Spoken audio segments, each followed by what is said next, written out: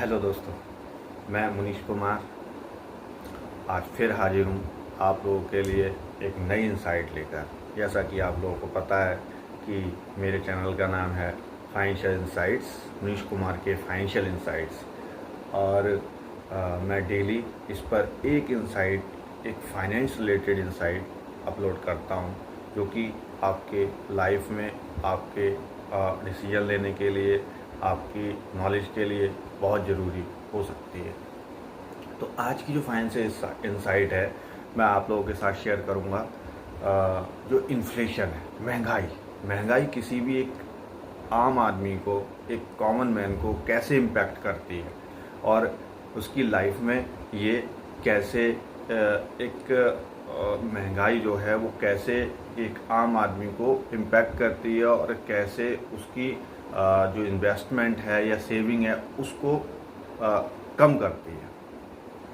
तो अभी हम बात करें कि जैसे कि अगर आज से 10 साल पहले या 20 साल पहले या 15 साल पहले जो चीज़ हमें 10 रुपये में मिल जाती थी, वो आज उसे लेने के लिए हमें 20 या 25 रुपये चुकाने पड़ते हैं। जैसे कि बात करें कि आज से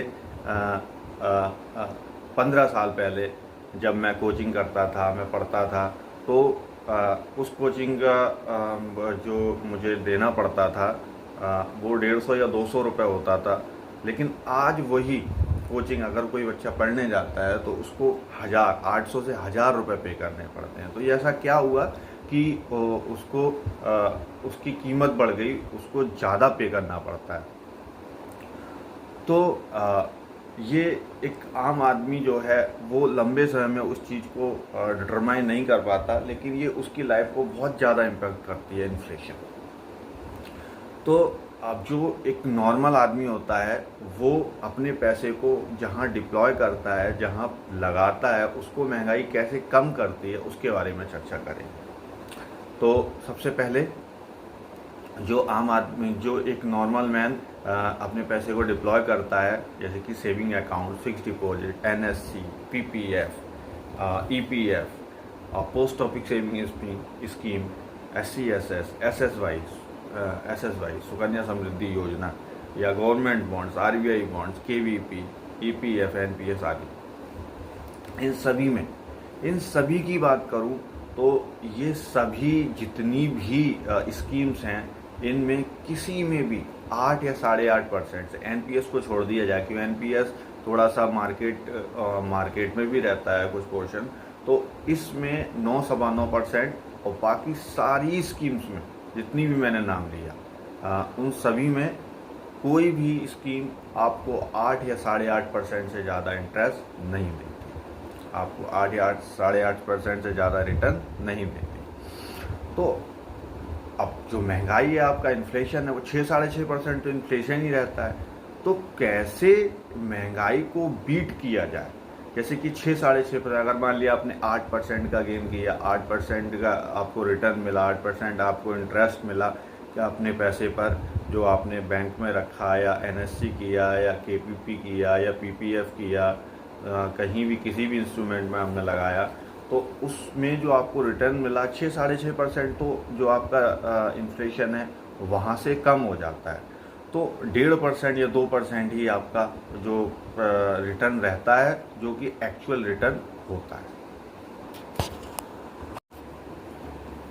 तो फिर कैसे, कौन से इंस्ट्रूमेंट में पैसा लगाएं जिससे कि हमारा जो इन्फ्लेशन है उसको भी बीट किया जा सके और उस पर कुछ एक्स्ट्रा रिटर्न मिले, जिससे कि हम इन्फ्लेशन बीट करके उस पर ज़्यादा रिटर्न प्राप्त कर सकें।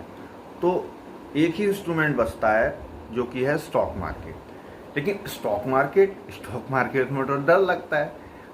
हर व्यक्ति एसआईपी करता है, लेकिन वो छोटे अमाउंट की, छोटे समय की। जब बात करें कि अगर किसी व्यक्ति से कहें कि साहब आपको, जैसे कि प्लॉट खरीदता है आदमी, 10 लाख 20 लाख रुपए डाल देता है, लेकिन अगर उससे कहें कि 10 लाख 20 लाख आप म्यूचुअल फंड में डाल दो या आप इन्वेस्टमेंट कर दो या स्टॉक मार्केट में डाल दो, तो वो कट लेता है उसमें नहीं, इन्वेस्ट नहीं करेगा।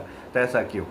तो उसे जो है स्टॉक मार्केट से डर लगता है। स्टॉक मार्केट जो है छोटे छोटे इन्वेस्टमेंट तो कर देता है आदमी, SIP वगैरह कर देता है, लेकिन बड़े इन्वेस्टमेंट से थोड़ा सा वो बचता है। लेकिन स्टॉक मार्केट ही ऐसी जगह है जो लंबे समय में आपको पैसा बना के दे सकता है।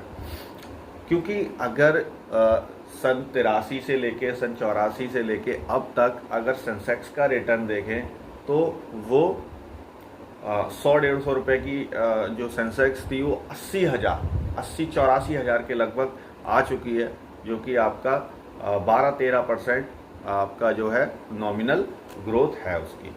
यानी कि अगर इंडेक्स में भी पैसा लगाएं, अगर शेयर मार्केट के इंडेक्स में भी पैसा लगाएं, इंडेक्स का मतलब है जो बड़ी कंपनीज होती हैं जो कि अजर अमर हैं, जैसे कि रिलायंस हो गया, TCS हो गया, बड़ी कंपनीज जो कि अजर अमर होती हैं, जो कि इंडेक्स में अपना स्थान बनाए रखती हैं, तो अगर उनकी भी बात करें तो वो भी इंडेक्स भी 12 से 13% रिटर्न एनुअली दिया है।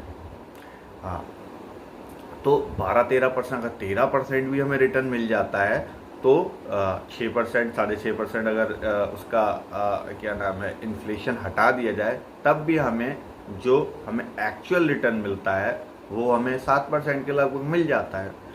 तो शेयर मार्केट में अपने डर को कैसे कम करें, अपने भ्रम को कैसे कम करें, पैसा कैसे लगाएं, और जो SIP है उसका अमाउंट कैसे बढ़ाएं, और जो हमारा डर है उसे कैसे कम करें, इन सारी चीज़ों के बारे में मैं आगे आने वाली वीडियोस में चर्चा करूंगा, जिससे कि आपका डर कम होगा और आप शेयर मार्केट में पैसा लगाने के लिए एक आपको कॉन्फिडेंस आएगा।